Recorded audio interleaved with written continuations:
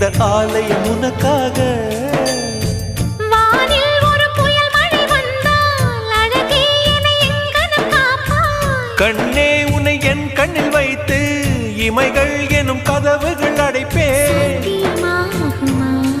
நான் சத்தியம் செய்யவா? தொடு தொடுவெனவே வானவில் என்னை தூரத்தில் அழைக்கின்ற நேரம். உவா